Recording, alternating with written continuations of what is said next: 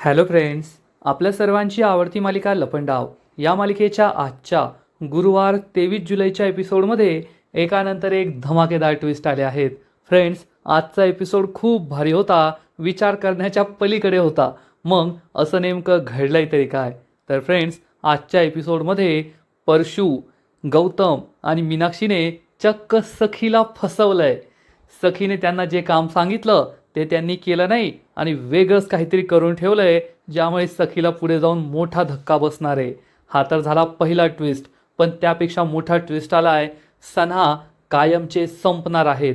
Friends, तुम्हाला आठवत असेल, जेव्हा सखीला कबीरचं खरं नाव हे सगळं कळलं होतं, तेव्हा सखीने कान्हाला घटस्फोट द्यायचं ठरवलं होतं आणि तेव्हा कान्हाने तिच्याकडून 1 महिन्याची मुदत मागून घेतली होती की जर या 1 महिन्यात मी तुमच्या मनातलं माझ्याबद्दलचं प्रेम पुन्हा जागा नाही करू शकलं तर मी स्वतः तुम्हाला घटस्फोट देईल. आणि आता तो 1 महिना संपलाय आणि कान्हाने सुद्धा सखीला घटस्फोट द्यायचं ठरवलंय. सन्हा आता कायमचे संपणार आहेत.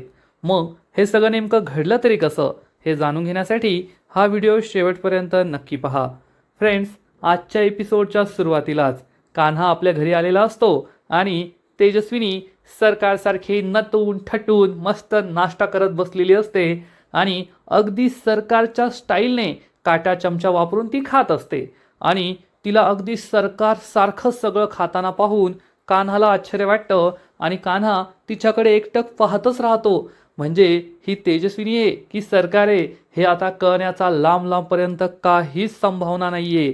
कान्हा खूप खुश होतो आणि म्हणतो, वाह तेजस्विनी मॅडम, वाह, म्हणजे तुम्ही अगदी परफेक्ट झाला आहात. वागणं, बोलणं, खाणं पिणं 100% तुम्ही झेरॉक्स कॉपी वाटताय मनस्विनीची. आणि तेव्हा तेजस्विनी ही कान्हाकडे पाहते. कान्हा म्हणतो, आता मला कसलंही टेन्शन राहिलेलं नाहीये. खरंच तुम्ही खूप भारी, तिचे सगळे मॅनरिझम, तिचं वागणं, बोलणं, खाणं पिणं, तिचे एक्सप्रेशन, तिची पाहण्याची कला, हे सगळं अगदी 100% सेम टू सेम करताय. पण तेवढ्यात सरकारला नाही, तेजस्विनीला कसं तरी होऊ लागतं. जसं काय ती जे खात होती ते तिच्या गळ्यात अडकलंय.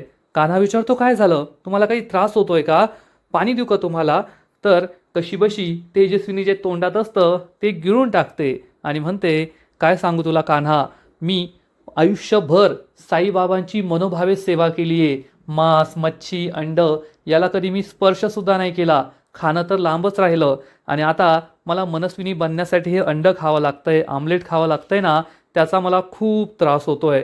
आणि मग तेजस्विनी ही साईबाबांची माफी मागते. म्हणते, साईबाबा मला माफ करा, मी हे अंड खातंय, पण मला माझ्या सखीसाठी हे सगळं करावंच लागणार आहे.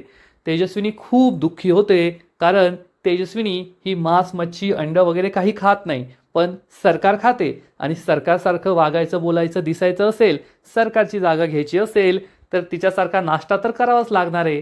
त्यामुळे मनस्विनीला हे ऑमलेट खावं लागतंय, त्याचाच तिला खूप त्रास होतो. आणि मग कान्हा हा तिला समजावून सांगतो, तेजस्विनी मॅडम, मला माहिती आहे तुम्हाला या सगळ्यांचा खूप त्रास होतोय, परंतु तुम्हाला हे करावंच लागणार आहे. सखीसाठी तुम्हाला हे करावं लागणार आहे, कारण एक आई आपल्या मुलीसाठी काहीही करू शकते. आणि सखीचं नाव काढलं आणि आई मुलीसाठी काहीही करू शकते असं म्हटलं की ही तेजस्विनी काहीही करायला तयार होते. तेवढ्यात अपर्णा तिच्यासाठी चहा घेऊन येते आणि म्हणते, हे घे तेजस्विनी, तुझ्या आवडीचा गरमागरम आलं टाकलेला चहा. पण तेजस्विनी म्हणते, अपर्णा मला चहा नको आहे, मला ब्लॅक कॉफी हवी आहे. हे ऐकून या दोघांनाही आश्चर्य वाटतं. अपर्णा विचारते, ब्लॅक कॉफी, इतकी कडवट कॉफी तुझ्या गळ्याच्या खाली उतरेल का? तर तेजस्विनी ही कान्हाकडे पाहते आणि म्हणते, तशी तर नाही उतरणार, पण मी माझ्या सखीसाठी काहीही करू शकते आणि एक आई आपल्या मुलीसाठी काहीही करू शकते. हे ऐकून कान्हा आणि अपर्णा खूप खुश होतात. तेजस्विनी म्हणते, प्लीज माझ्यासाठी 1 कप ब्लॅक कॉफी आण ना. अपर्णा हो म्हणते आणि ब्लॅक कॉफी बनवायला जाते. हे पाहून कान्हाला मात्र एक गोष्ट समजते. कान्हा तेजस्विनीकडे पाहता पाहता विचार करतो, याचा अर्थ सखी तेजस्विनी मॅडमचा ट्रिगर पॉईंट आहे. सखीचा विषय काढून, सखीचं नाव काढून मी तेजस्विनीकडून काहीही काम करून घेऊ शकतो असा विचार कान्हा करतो. कान्हा साईबाबांकडे पाहतो आणि म्हणतो, साईबाबा माफ करा, पण मी जे काही करतोय ना ते सखी आणि तेजस्विनी मॅडमच्या भल्यासाठीच करतोय, त्यामुळे माझ्यावर चिडू नका. आणि तेजस्विनी ही कान्हाकडे पाहते आणि विचारते, आता मला अजून किती दिवस ही प्रॅक्टिस करायची आहे? म्हणजे हे मनस्विनीसारखं वागणं, बोलणं, खाण्याची प्रॅक्टिस करणं हे अजून किती दिवस करावं लागेल? कान्हा तिला समजावून सांगतो, तेजस्विनी मॅडम तुम्हाला मनस्विनीसारखं आता जमतंय. म्हणजे वागणं, बोलणं, खाण्याच्या सवयी, चालणं, फिरणं, बोलणं, एक्सप्रेशन सगळं तुम्हाला जमतंय. पण अजून एक खूप महत्त्वाची गोष्ट आहे जी तुम्हाला मनस्विनीसारखी शिकायची आहे. तेजस्विनी विचारते, कोणती? कान्हा सांगतो, बिझनेस. तुम्हाला मनस्विनीसारखा बिझनेस करायला शिकायचं आहे.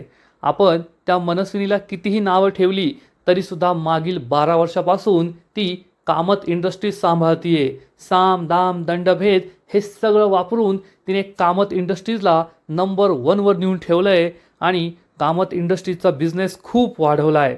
आता तो तिने चुकीच्या पद्धतीने वाढवला आहे, चुकीची कामं करून वाढवला आहे, यात शंका नाही आहे. पण जे आहे ते आहे. आज कामत इंडस्ट्रीजचं नाव मार्केटमध्ये खूप मोठं आहे आणि जर तुम्हाला मनस्विनी बनायचं असेल तर तुम्हाला बिझनेससुद्धा शिकावा लागेल.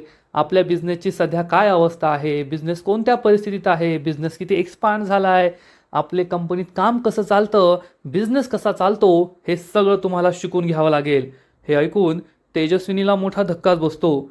कान्हा तिला सांगतो, जर तुम्हाला मनस्विनीची जागा घ्यायची असेल तर सर्वात आधी तुम्हाला बिझनेस शिकावा लागेल आणि तो मी तुम्हाला शिकवेल, तुम्ही काळजी करू नका. मनस्विनी म्हणते, नाही नाही, बिझनेस? मी बिझनेस कसा शिकणार? आणि ते सुद्धा एवढ्या कमी वेळात? मला हे कसं जमणार? नाही नाही नाही, मला हे बिलकुल जमणार नाही. आणि तेजस्विनीचा नेहमीचा नन्नाचा पाढा असतो, काहीही करायला सांगितलं की नाही नाही नाही, नको नको नको, मला जमणार नाही, मी कशाला करू, असंच तिचं सुरू असतं. आणि इकडे सखी ही तिच्या रूममध्ये असते. सखीने ठरवलेलं असतं की कान्हाने त्या दिवशी माझ्याकडून जे फोटो लपवले होते ते फोटो मला शोधायचे. त्या फोटोमध्ये नेमकं असं काय आहे ते मला शोधून काढायचं आहे, असं सखीने ठरवलेलं असतं. सखी आपले ड्रॉवर उघडते, त्याच्यामध्ये फोटो अल्बम पाहते, तर यात ते फोटो नसतात. कान्हाला जे दाखवायचे होते तेवढेच फोटो असतात. मग सखी आपल्या ड्रेसिंग टेबलजवळ येते, तेथे काही फोटो शोधते, पण तेथेसुद्धा तिला फोटो सापडत नाही. कान्हाने नेमके फोटो कोठे लपवले असतील हाच प्रश्न सखीला पडतो. आणि तेवढ्यात कुल्फी तेथे येते आणि सखीला विचारते, सखी दिदी, डिवोर्स म्हणजे काय? हे ऐकून सखीला मोठा धक्काच बसतो. एवढी लहान मुलगी डिवोर्सबद्दल का विचारतीये हाच प्रश्न सखीला पडतो. आणि सखी विचारते, पण तुला हा शब्द कसा कळला? तर कुल्फी तिला आपलं पुस्तक दाखवते आणि या पुस्तकमध्ये पीटर आणि मेरी दे बोथ गॉट डिवोर्स्ड असं एक वाक्य असतं. तेव्हा सखीला समजतं की तिला या पुस्तकातील जी गोष्ट आहे त्यावरून डिवोर्सबद्दल समजलंय. आणि सखी म्हणते, अच्छा होय, तुझ्या पुस्तकातील गोष्टीमध्ये डिवोर्स हा शब्द आहे. कुल्फी म्हणते, हो ना, पण मला डिवोर्स या शब्दाचा अर्थच नाही कळला. सखी म्हणते, आता तुला कसं समजावून सांगू? कुल्फी, हे पहा, आपण फ्रेंड्स असतो स्कूलमध्ये, आपले बेस्ट फ्रेंड्ससुद्धा असतात, पण आपण तरीसुद्धा भांडतो. आणि मग एकमेकांशी एवढं भांडण होतं की आपल्या एकमेकांशी बोलण्याची, एकमेकांबरोबर राहण्याची, सोबत जेवण करण्याची, सोबत एका बेंचवर बसण्याची सुद्धा इच्छा नसते. मग आपण एकमेकांपासून वेगळे होतो, एकमेकांशी बोलत नाही, एकमेकांच्या शेजारी बसत नाही. नवरा बायकोचं सुद्धा तसंच असतं. नवरा बायकोचं भांडण झालं ना, मग हे भांडण उगाच कशाला वाढवायचं असं म्हणून ते एकमेकांपासून वेगळे होतात, एकमेकांबरोबर राहत नाही. त्यालाच म्हणतात डिवोर्स. तर कुल्फी म्हणते, मग डिवोर्स कशाला घ्यायचा? तेवढ्यापुरतं भांडायचं आणि मग एकत्रच राहायचं, कशाला वेगळं व्हायचं? तर सखी म्हणते, कुल्फी बाळा, लहान मुलांच्या गोष्टी वेगळ्या असतात, मोठ्या मुलांच्या गोष्टी वेगळ्या असतात. मोठी माणसं असा विचार नाही करत. कुल्फी म्हणते, का नाही करत? भांडण झालंय ना, तेवढ्यापुरतं भांडण झालं, ते भांडण मिटवायचं आणि पुन्हा एकदा आनंदाने एकत्र राहायचं, उगाच डिवोर्स कशाला घ्यायचा? सखी म्हणते, ठीक आहे, तू टेन्शन घेऊ नको, तुला आता डिवोर्स शब्दाचा अर्थ कळला ना? कुल्फी म्हणते, हो. आणि कुल्फी जात असते तेवढ्यात मागे वळून म्हणते, सखी दिदी, जसं या पीटर आणि मेरीने डिवोर्स घेतला ना, तसा तू आणि कान्हा जिजू कधीच डिवोर्स घेऊ नका. तुम्ही दोघे एकत्रच असे कायम आनंदाने हसत खेळत असेच राहा. सखी हो म्हणते. कुल्फी तिला बाय बाय करून तेथून निघून जाते. आणि डिवोर्स हा शब्द ऐकताच सखीला काहीतरी आठवतं. सखीला आठवतं की तिने सुद्धा कबीरकडे डिवोर्स मागितला होता. ही गोष्ट तेव्हाची आहे जेव्हा मनस्विनी तेजस्विनी बनून घरात राहायची आणि तिने अक्षय तृतीयेच्या दिवशी कबीरचा खरा चेहरा, त्याचं खरं नाव, त्याची सगळी असलियत सखी समोर आणली होती. आणि मग सखीने त्याला घटस्फोट द्यायचं ठरवलं होतं. ती घटस्फोटाचे पेपर्स कान्हाकडे घेऊन गेली होती. तेव्हा कान्हाने तिला उत्तर दिलं होतं, मी तुम्हाला घटस्फोट देणार नाहीये, कारण तुमचं माझ्यावर खूप प्रेम आहे. सखी म्हणाली होती, हा तुझा गैरसमज आहे. तेव्हा कान्हाने तिला एक चॅलेंज दिलं होतं की पुढील 1 महिन्यात जर मी तुमच्याकडून हे वदून नाही घेऊ शकलो की तुमचं माझ्यावर खूप प्रेम आहे, तुमच्या मनातलं माझ्याबद्दलचं प्रेम मी सिद्ध नाही करू शकलो, तर मी स्वतः तुमच्याकडे घटस्फोटाचे पेपर्स घेऊन येईल आणि त्यावर मी आधीच सही केलेली असेल. तुम्हाला फक्त त्यावर सही करायची असेल आणि मला घटस्फोट द्यायचा असेल. आणि सखीने सुद्धा तेव्हा हे चॅलेंज ॲक्सेप्ट केलं होतं. आणि सखी लगेच आपला मोबाईल पाहते आणि तिला मोठा धक्काच बसतो, कारण या चॅलेंजचा उद्या शेवटचा दिवस आहे. कान्हाने हे चॅलेंज देऊन 1 महिना पूर्ण झालेला असतो आणि आता सन्हा हे कायमचे वेगळे होणार असतात. त्यांच्या डिवोर्सचा दिवस जवळ आलाय, त्यामुळे सखीला जबर धक्काच बसतो. आणि इकडे तेजस्विनी ही कान्हाला समजवण्याचा प्रयत्न करत असते. कान्हा, मी बिझनेस कसा शिकू शकते? 12 वर्षांपासून या जगात काय चाललंय मला काहीच माहिती नाहीये. आणि 12 वर्ष म्हणजे खूप मोठा काळ असतो. या काळामध्ये संपूर्ण जग बदललंय. मी एवढ्या लवकर बिझनेस कसा काय शिकू शकते? तर कान्हा तिला समजावून सांगतो, तुम्ही सगळं काही करू शकता. मला मान्य आहे 12 वर्षांचा काळ मोठा असतो, पण तुम्हाला सगळा बॅकलॉग भरून काढावाच लागेल. असं म्हणून कान्हा तेजस्विनीला एक पुस्तक देतो आणि म्हणतो, हे पुस्तक आहे सखी इंडस्ट्रीजचं. आणि यामध्ये सखी इंडस्ट्रीजचं सध्या काय काम सुरू आहे, कोणकोणते नवीन बिझनेस सुरू झाले आहेत, बिझनेस कसा चालतोय, कोणाबद्दल काय कॉन्ट्रॅक्ट्स आहेत, हे सगळं तुम्हाला या पुस्तकात वाचायला मिळेल. तुम्हाला हे सगळं वाचायचं आहे, लक्षात ठेवायचं आहे, पाठ करायचं आहे. म्हणजे तुम्ही आपला संपूर्ण बिझनेस घोळून प्याल. तुम्हाला मनस्विनीला जेवढी माहिती आहे तेवढी माहिती तुम्हाला सुद्धा असेल. हे ऐकून तेजस्विनीला मोठा धक्काच बसतो. तेजस्विनी म्हणते, कान्हा, हे कसं शक्य आहे? एवढं मोठं पुस्तक मी कसं पाठ करणार? या सगळ्या गोष्टी मी कशा लक्षात ठेवणार? नाही नाही नाही नाही, मला हे जमणार नाही. कान्हा काही सांगणार इतक्यात मा आणि त्यांची एक सेक्रेटरी रूमच्या बाहेर येतात. मा खूप चिडलेली असते आणि या सेक्रेटरीला विचारते, माझा चष्मा कोठे? काल मी तुला माझी डायरी सांभाळ दिली होती, ती कोठे? आणि माझी महत्त्वाची लाल रंगाची फाईल कोठे? अगं तू काय कामाची आहे? सगळं अस्तव्यस्त झालंय, नीट लक्ष ठेवता येत नाही का? या सेक्रेटरीला काहीच माहीत नसतं. तेवढ्यात तेजस्विनी पुढे येते आणि म्हणते, मा, तुमचा जो चष्मा आहे ना तो डायनिंग टेबलवर आहे. हे ऐकताच ही सेक्रेटरी लगेच चष्मा आणायला पुढे जाते. तेजस्विनी सांगते, आणि तुमची जी लाल डायरी आहे ना ती तुमच्या ड्रॉवरमध्येच आहे. ती फाईलसुद्धा तेथेच आहे. कदाचित त्यावर कपडे ठेवले असतील म्हणून तुम्हाला ती दिसली नसेल. आणि मग मला सुद्धा आश्चर्य वाटतं की तेजस्विनीला एवढं सगळं कसं माहीत. कान्हाला सुद्धा आश्चर्य वाटतं. मा सेक्रेटरीला म्हणते, चल लवकर ते सगळं दे मला. तिला सगळं माहिती आहे पण तुला माहीत नाही आहे, काय कामाची आहे तू? आणि या दोघी आतमध्ये निघून जातात. आणि कान्हा हा तेजस्विनीला म्हणतो, हे काय केलं तुम्ही? तेजस्विनी त्याच्याकडे घाबरून पाहते. कान्हा म्हणतो, अहो तेजस्विनी मॅडम, तुम्ही मला आत्ताच म्हणत होतात की तुम्हाला हे सगळं लक्षात राहणार नाही, पण जी बाई माची सेक्रेटरी इतक्या वर्षांपासून माबरोबर काम करते, ज्या गोष्टी कोठे आहेत ते तिला माहीत नव्हतं, ते तुम्हाला माहिती आहे. याचा अर्थ तुमची ही ऑब्झर्वेशन पॉवर आहे. तुम्ही गोष्टी पाहतात, लक्षात ठेवतात. माझा तुमच्यावर पूर्ण विश्वास आहे. तुम्ही हे करू शकतात. तुम्ही फक्त मन लावून हे पुस्तक वाचा आणि तुम्ही स्वतःवर हिंमत ठेवा, स्वतःवर कॉन्फिडन्स ठेवा की मी हे करू शकते.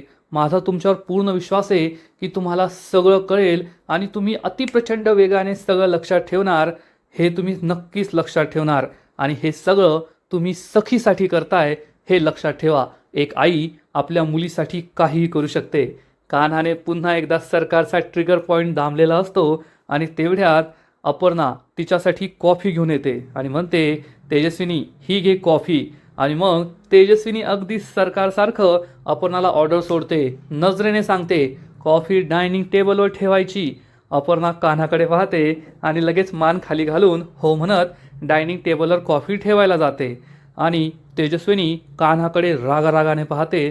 क्षणभर असा भास होतो की ही तेजस्विनी नाही आहे, तर ही मनस्विनी आहे. आणि ती कान्हाला अशी चुटकी वाजून म्हणते, चल. नजरेनेच त्याला सांगते, ते पुस्तक दे हातात. कान्हा घाबरून तिच्या हातात हे पुस्तक देतो आणि मनस्विनी म्हणजेच तेजस्विनी एकदम झटक्याने हे पुस्तक घेते. कान्हाकडे रागाने पाहते. कान्हा तिच्याकडे पाहतच राहतो, ही बाई काय आहे.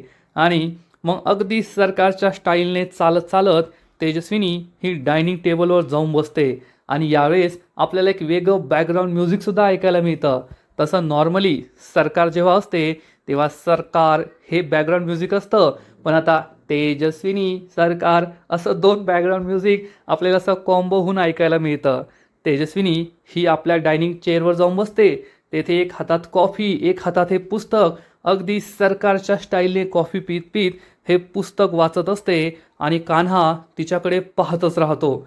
जवळपास 2 मिनिटं हा सीन चालतो. कान्हा तेजस्विनीकडे पाहतच राहतो की ही बाई कमाल आहे. तेवढ्यात अपर्णासुद्धा तेथे येते. कान्हा आणि अपर्णा एकमेकांकडे पाहतच राहतात आणि तेजस्विनीने किती कमी वेळात हे सगळं अंगीकारलंय, ती अगदी मनस्विनीसारखी वागतीये, हे पाहून या दोघांना खूप आनंद होतो.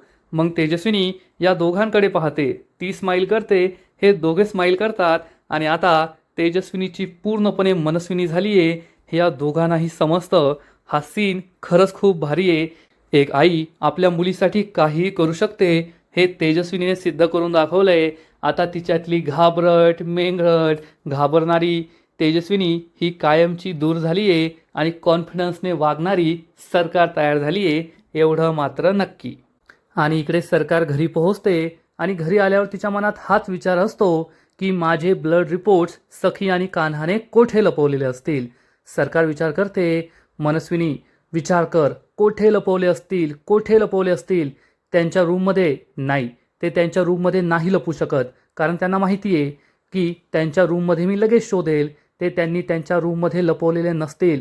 मग कोठे लपवले असतील, कोठे? अशा ठिकाणी जेथे मी विचारसुद्धा नाही करू शकत की त्यांनी ते पेपर्स, ते ब्लड रिपोर्ट्स लपवले असतील. आणि तेवढ्यात सरकारच्या डोक्याची ट्यूब पेटते आणि सरकारला आठवतं, हो, माझ्या रूममध्ये. त्यांना असं वाटलं असेल की मी अख्ख्या घरभर शोधेल, पण माझ्या रूममध्ये कधीच शोधणार नाही. त्यांनी नक्कीच ते ब्लड रिपोर्ट्स माझ्या रूममध्येच लपवले असतील. आणि सरकारला सुद्धा तीच गोष्ट आठवते जी सखीला आठवली होती की सखीच्या स्वयंवराच्या वेळेस सखीने लपवलेली डायरी सरकारने संपूर्ण घरभर शोधली होती, पण सखीनेच ती तिच्या रूममध्ये लपवली होती. आणि मग ती सरकारला सांगते की मला माहीत होतं की तुम्ही अख्ख्या घरात ही डायरी शोधाल, पण स्वतःच्या रूममध्ये नाही, म्हणूनच मी तुमच्या रूममध्ये ही डायरी लपवली होती. सरकारला हे सगळं आठवतं आणि सरकार म्हणते, वेल डन सरकार, आता ती डायरी माझ्या रूममध्येच आहे, ते रिपोर्ट्स माझ्या रूममध्येच आहे, लगेच शोधते. असा विचार करून सरकार आपल्या रूममध्ये निघून जाते. आणि त्याच वेळेस गौतम, परशू आणि मीनाक्षी बाहेर येतात. आणि मीनाक्षी ही देवाचे आभार मानते आणि म्हणते, बरं झालं देवा, तू आम्हाला सद्बुद्धी दिली, म्हणून आम्ही सरकारच्या रूममध्ये ते डॉक्युमेंट्स, ती फाईल नाही लपवली. आणि मग सरकार तिच्या रूममध्ये येते आणि विचार करते, यांनी माझ्या रूममध्ये ते डॉक्युमेंट्स, ती फाईल कोठे लपवली असेल. सरकार सगळ्यात आधी एक ड्रॉवर उघडून पाहते, पण या ड्रॉवरमध्ये काहीच नसतं. मग ती तिच्या स्टडी टेबल जो उघडून पाहते, तेथे काही नसतं. ती सगळीकडे चेक करत असते. तेवढ्यात तिच्या लक्षात येतं की साईड टेबलमध्ये ही फाईल असू शकते. सरकार तेथे जाऊन चेक करते, पण तेथे सुद्धा ही रिपोर्ट नसते, तिची ब्लड रिपोर्ट नसते. सरकार रागाने तिच्या रूम बाहेर जाणार, इतक्यात सरकारला काहीतरी वाटतं की येथे काहीतरी लपवलंय. आणि सरकार ही खाली वाकून पाहते, तर चक्क बेड खाली एक फाईल ठेवलेली असते. त्यामुळे सरकारला खूप आनंद होतो. सरकार सखी आणि कान्हाच्या मूर्खपणावर हसते की 1 नंबरचे मूर्ख आहेत, माझ्याच बेड खाली त्यांनी ही फाईल लपवली आहे. आणि मग सरकार ही फाईल पाहून खूप खुश होते. आणि इकडे मीनाक्षी गौतम आणि परशुरामला सांगते, सखी जेवढी मनस्विनीला ओळखते ना, त्यापेक्षा जास्त आपण सरकारला ओळखतो. आपल्याला माहीत होतं की सरकार नक्कीच हा विचार करेल की सखी आणि कान्हाने ते ब्लड रिपोर्ट्स तिच्या रूममध्ये लपवले असतील, म्हणूनच आपण ते रिपोर्ट्स तिच्या रूममध्ये नाही लपवले. म्हणजे परशू, मीनाक्षी आणि गौतमने नेहले पे देहला मारलाय, सखीला डबल क्रॉस करत सरकारची ठासली आहे, एवढं मात्र नक्की. सरकार खुश होऊन ही फाईल हातात घेते एकदम स्टाईलमध्ये, मग उभी राहते आणि म्हणते, तुम्ही दोघे 1 नंबरचे मूर्ख आहात आणि मी सगळ्यात हुशार, तुम्ही माझी बरोबरी कधीच करू शकत नाही. सरकार खुश होऊन ही फाईल उघडून पाहते तर यामध्ये सरकारचे ब्लड रिपोर्ट्स नसतात, तर चक्क दुसरीच कोणती तरी फाईल असते. सरकार ही फाईल पाहते, तिला काही कळतच नाही. तिचं तर अशी अपेक्षा होती की हे ब्लड रिपोर्ट्स असतील, पण ही वेगळीच फाईल असते, वेगळेच डॉक्युमेंट असतात. त्यामुळे सरकारला जबर धक्का बसतो. आणि इकडे मीनाक्षी गौतम आणि परशुरामला सांगते, सखीने आपल्याला जी आयडिया दिली होती की सरकारच्या रूममध्येच ते ब्लड रिपोर्ट्स लपवा, आणि जर आपण ते केलं असतं तर सरकारच्या हाती ते पुरावे लगेच सापडले असते. त्यामुळे आपण अशा ठिकाणी ते पुरावे लपवले जेथे सरकार कधीच शोधण्याचा विचारसुद्धा करणार नाही. कारण सरकारने या ठिकाणी आधी तिचे प्रॉपर्टीचे पेपर्स ठेवले होते आणि या ठिकाणी ती पुन्हा कधीच शोधायला जाणार नाही. गौतमला सुद्धा हे पटतं आणि परशुराम म्हणतो, खरंच आपण डोकं लावलंय आणि मला आता एवढीच अपेक्षा आहे की पुन्हा तेथे सरकार कधीच जाणार नाही हे डॉक्युमेंट शोधायला. गौतम म्हणतो, परशु काळजी करू नको, ती तेथे कधीच शोधणार नाही. आणि मग या तिघांना आठवतं की थोड्या वेळ आधी हे तिघे आपल्या घरातील मंदिरात गेले होते. तेथे त्यांनी देवाला नमस्कार केला आणि तेथे जे धर्मग्रंथ ठेवले होते, या धर्मग्रंथाखालीच त्यांनी सरकारची ब्लड रिपोर्ट आणि तेजस्विनीची प्रेग्नन्सी रिपोर्ट लपून ठेवली होती, जेथे काही दिवसांपूर्वी सरकारने घराचे पेपर्स लपून ठेवले होते. आणि मग हे तिघे देवाला नमस्कार करतात आणि तेथून बाहेर पडतात. मीनाक्षी म्हणते, सरकार तेथे कधीच शोधणार नाही. परशुराम म्हणतो, ती कधी विचारच करणार नाही की आपण तेथे पुरावे लपवलेले असतील. आणि गौतम म्हणतो, आता आपण देवालाच सांगितलंय की तूच त्या पेपरची रक्षा कर, त्या पुराव्यांची रक्षा कर, आणि देव कधीही आपला विश्वास तोडणार नाही, तो आपल्या बाजूने नक्की उभा राहील. मीनाक्षी म्हणते, आपण हे सखीला सांगायचं का? तर गौतम म्हणतो, नाही, आपण हे सखीला नाही सांगायचं, कारण सखी खूप भोळी आहे. जर ती हे कोणाला सांगून बसली तर एवढ्या मेहनतीने मिळालेला पुरावा आपल्या हातून निघून जाईल. त्यामुळे कधीही त्यांना सांगायचं नाही. ही गोष्ट सगळ्यांनाच पटते. गौतम म्हणतो, आपण सखीशी लपंडाव खेळतोय, पण सखीच्या भल्यासाठी, त्यामुळे सखीला याबद्दल नाही सांगायचं. आणि मग हे तिघे एकमेकांच्या हातात हात देतात. फ्रेंड्स, या मालिकेमध्ये गौतम, परशुराम, मीनाक्षी या सगळ्यांना आपण खूप कमी लेखलं होतं, परंतु हे तिघे खरंच सुपर से ऊपर निघाले यात शंका नाही. सखीला डबल क्रॉस केलंय त्यांनी आणि सरकारची ठासली आहे. आता त्यांनी जे काही केलं ते खरंच खूप चांगलं केलं. सखी ओव्हर कॉन्फिडन्समध्ये एक चुकीचा निर्णय घेत होती. तिने सरकारला कमी लेखलं होतं, पण सरकार तिच्यापेक्षा 100 पट जास्त हुशार आहे.